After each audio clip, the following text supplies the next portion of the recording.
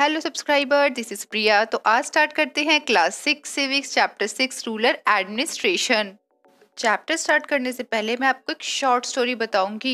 एक बार मैं अपने सारे स्टूडेंट्स को रूरल एरिया में लेकर गई। रूरल एरिया होता है विलेज वाला एरिया। तभी मेरा एक स्टूडेंट बोलता है, मैम मैम यहाँ पे तो बहुत ग्रीनरी है, कितना अच्छा लग रहा है यहाँ पर, लेकिन ये दो फार्मर्स लड़ क्यों रहे हैं आपस में।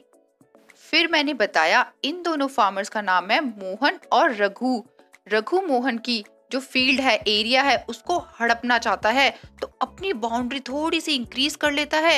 ये चीज जब मोहन नोटिस करता है कि अरे मेरा तो बहुत बड़ा फील्ड था, मेरी तो बहुत बड़ी जगह थी, ये तो छोटी सी हो गई, इसका मतलब रघु ने अपनी बाउंड्री जो है वो थोड़ी इंक्रीज कर ली है, मेरी जगह को हड़पने की कोशिश की है। तभी सारे स्टूडेंट्स बोलते हैं, मैम ये तो मोहन के साथ गलत हो रहा है, उसको क्या करना चाहिए, उसको अपनी जमीन कैसे वापस मिलेगी। ध्यान से सुनना, जब हम स्टेट को छोटे छोटे एरिया में डिवाइड कर देते हैं तो ये बन जाता है हमारा एक डिस्ट्रिक्ट, और जब डिस्ट्रिक्ट को भी हम डिवाइड कर देते हैं तो ये बन जाता है हमारा सब डिस्ट्रिक्ट। तो अब हमें पता चल गया है कि जब स्टेट को बहुत सारे टुकड़ों में बांट देंगे तो उसे बोला जाएगा डिस्ट्रिक्ट, और डिस्ट्रिक्ट को भी बहुत सारे एरियाज में डिवाइड कर देंगे तो बन जाएगा हमारा सब डिस्ट्रिक्ट। अब हम देखेंगे कि सब डिस्ट्रिक्ट का हेड कौन होता है और डिस्ट्रिक्ट का हेड कौन होता है। सब डिस्ट्रिक्ट को हम तहसील और तालुका भी बोलते हैं। मेरे अकॉर्डिंग तो मोहन को पटवारी के पास जाना चाहिए, क्योंकि पटवारी सब डिस्ट्रिक्ट वाले एरिया में, विलेज वाले एरिया में सभी की लैंड को मेजर करता है और उस रिकॉर्ड को अपने पास रखता है। अगर किसी फार्मर को अपने लैंड की रिकॉर्ड चाहिए होता है तो वो उसकी कॉपी उस फार्मर को भी दे देता है। पटवारी को अलग अलग विलेज में अलग अलग नामों से जाना जाता है। कहीं कहीं पे इन्हें बोला जाता है लेखपाल, कहीं पे कनंगो, कहीं पे कर्मचारी, तो कहीं पे विलेज ऑफिसर। पटवारी की और भी काफी सारी रिस्पॉन्सिबिलिटी होती है, जैसे कि ये गवर्नमेंट को बताते हैं कि जो फार्मर्स हैं वो कौन सी क्रॉप ग्रो कर रहे हैं और उनके पास कितना रेवेन्यू, कितना पैसा इकट्ठा हो रहा है उस क्रॉप से। पटवारी के भी एक हेड होते हैं जिन्हें बोला जाता है तहसीलदार। तहसीलदार देखते हैं कि पटवारी सही से काम कर रहे हैं या नहीं कर रहे हैं, और अगर किसी फार्मर में लड़ाई हो जाती है लैंड को लेके तो वो अपनी प्रॉब्लम को तहसीलदार के पास लाते हैं और तहसीलदार उनकी प्रॉब्लम को सॉल्व करते हैं। तहसीलदार को रेवेन्यू ऑफिसर भी बोलते हैं। अब तहसीलदार के भी एक और हेड होते हैं जिनको बोला जाता है डिस्ट्रिक्ट कलेक्टर।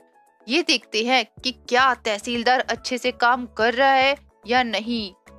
अब आपको पता चल चुका है कि पटवारी का हेड जो होता है वो तहसीलदार होता है और तहसीलदार का भी जो हेड होता है वो डिस्ट्रिक्ट कलेक्टर होता है। इसका मतलब सबसे ज्यादा पावर डिस्ट्रिक्ट कलेक्टर में है। तो आप मुझे कमेंट बॉक्स में बताइए कि मोहन को किसके पास जाना चाहिए अपनी प्रॉब्लम लेके।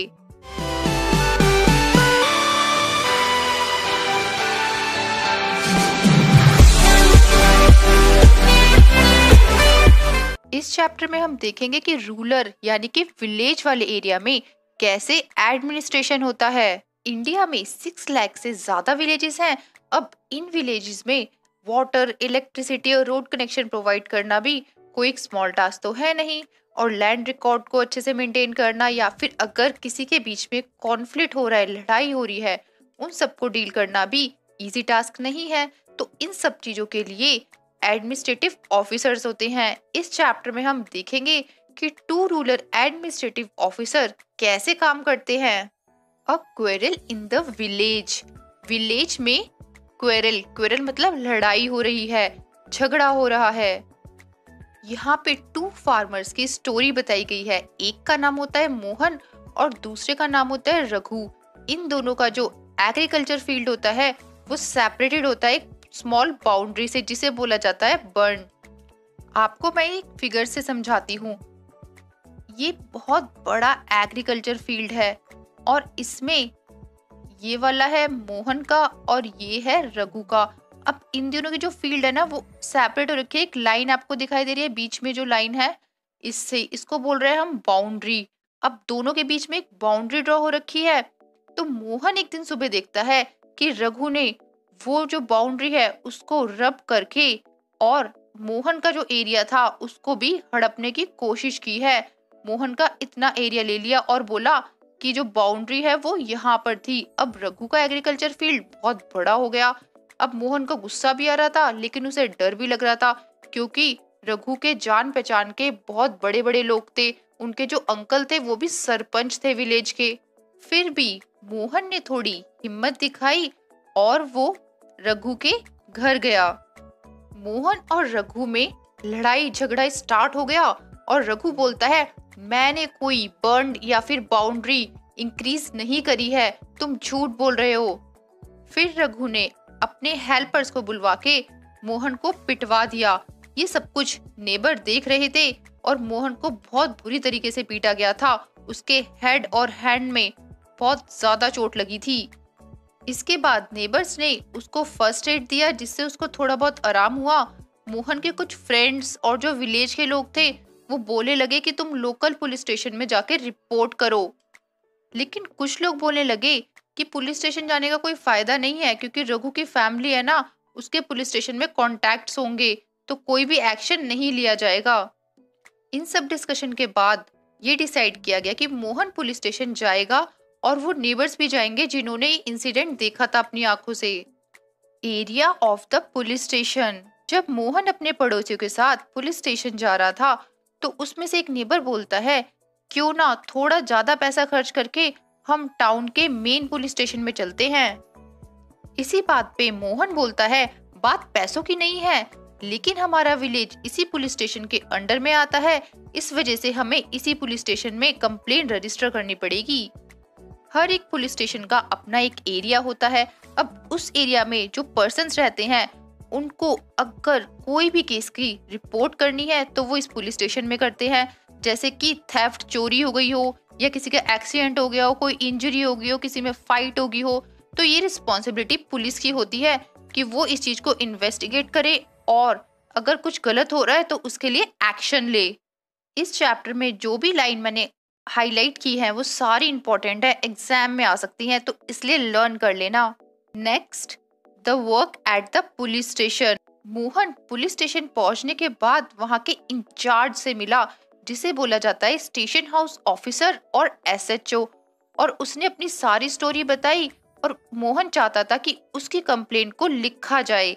एसएचओ ने उसकी बातों को सुनने के बाद कहा कि मेरे पास ये छोटी मोटी माइनर कंप्लेंट के लिए टाइम नहीं है। फिर मोहन ने अपनी इंजरीज भी दिखाई कि देखो मेरे को हाथ पे भी लगी है, मुझे सर में भी लगी है। फिर भी एसएचओ को बिलीव नहीं हुआ। अब मोहन तो पजल हो चुका था कि क्या करना चाहिए। वो सारे नेबर्स को बुला के लाया ऑफिस में और सारे नेबर्स ने बोला कि हाँ, मोहन के साथ मार पिटाई हुई थी, इसकी आपको कंप्लेन लिखनी चाहिए, रजिस्टर करनी चाहिए। फाइनली जो ऑफिसर थे, जो एसएचओ थे, उन्होंने मोहन की कंप्लेन को लिख लिया। एसएचओ ने पीपल्स से बोला, जो भी नेबर्स आए थे उनसे कहा कि मैं कांस्टेबल को भी भेजूंगा जो इस इंसिडेंट को इन्वेस्टिगेट करेगा। ये सब होने के बाद मोहन को थोड़ा रिलैक्स हुआ कि चलो एसएचओ ने मेरी कंप्लेन लिखी तो सही। Maintenance of land records. Mohan और रघु के बीच में इतने लड़ाई झगड़े हो रहे थे, क्या कोई ऐसा वे नहीं है जिससे पीसफुली इनकी डिस्प्यूट को, लड़ाई को सॉल्व किया जाए?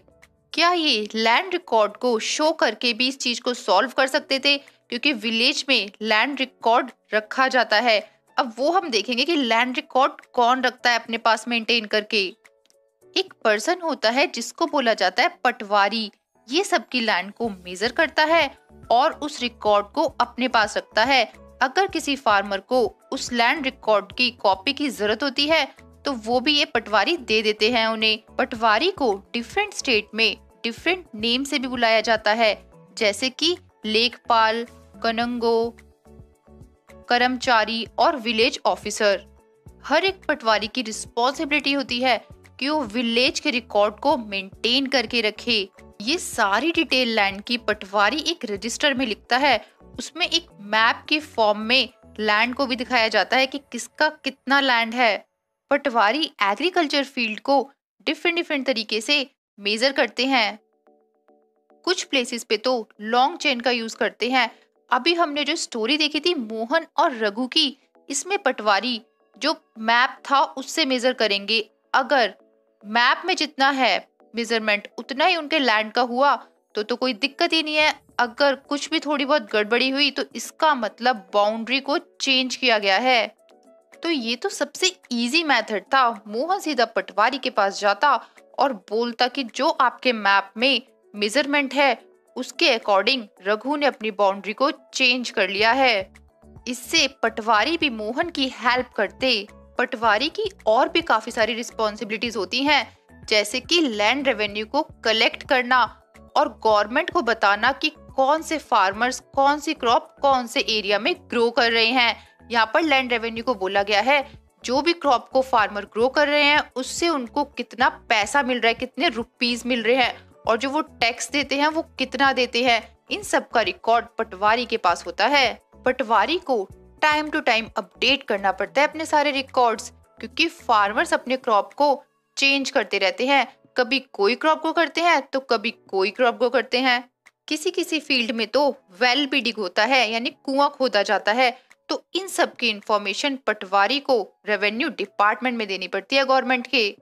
रेवेन्यू डिपार्टमेंट में सीनियर पीपल्स पटवारी के वर्क को सुपरवाइज भी करते हैं कि क्या पटवारी अच्छे से काम कर रहे हैं या नहीं कर रहे हैं। इस फिगर में आप देख सकते हैं कैसे पटवारी फार्मर की लैंड को मेजर करने के बाद एक पेज पे सारा रिकॉर्ड लिख रहे हैं। जिस पेज में सारा रिकॉर्ड लिखा होता है उसे खसरा बोला जाता है। अब देखो यहाँ पर आप देख सकते हो कि कैसे इन्होंने रिकॉर्ड किया हुआ है।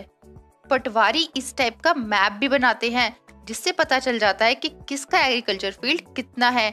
यहाँ पर मैंने येलो कलर कर दिया है और जो येलो कलर की एग्रीकल्चर फील्ड है ये मोहन की है और ग्रीन वाली रघु की है।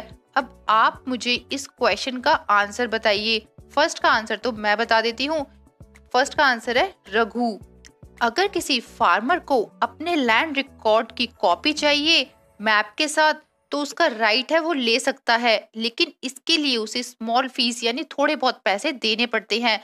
फार्मर को लैंड रिकॉर्ड की इंफॉर्मेशन इजीली नहीं मिलती है, बहुत सारी प्रॉब्लम फेस करनी पड़ती है। कुछ स्टेट्स में तो रिकॉर्ड को कंप्यूटराइज रखा जाता है। इसका मतलब ये है कि कंप्यूटर में सारी इंफॉर्मेशन को फीड कर दिया जाता है फार्मर्स की, और पंचायत ऑफिस में भी रखी जाती है इंफॉर्मेशन। आपको क्या लगता है कि फार्मर्स को लैंड रिकॉर्ड की कॉपी की जरूरत कब पड़ती है? यहाँ पे 5 सिचुएशंस दी हुई हैं और हमें बताना है कि कौन से केस में नेसेसरी है लैंड रिकॉर्ड और कौन से केस में नहीं है, और अगर नेसेसरी है तो क्यों है। ध्यान से सुनना, ये पैराग्राफ बहुत इंपॉर्टेंट है और इसमें से क्वेश्चन आएगा ही आएगा। पूरे इंडिया स्टेट्स में डिवाइड हो रखी है और स्टेट डिस्ट्रिक्ट में डिवाइड हो रखे हैं और डिस्ट्रिक्ट सब डिस्ट्रिक्ट में डिवाइड हो रखे हैं।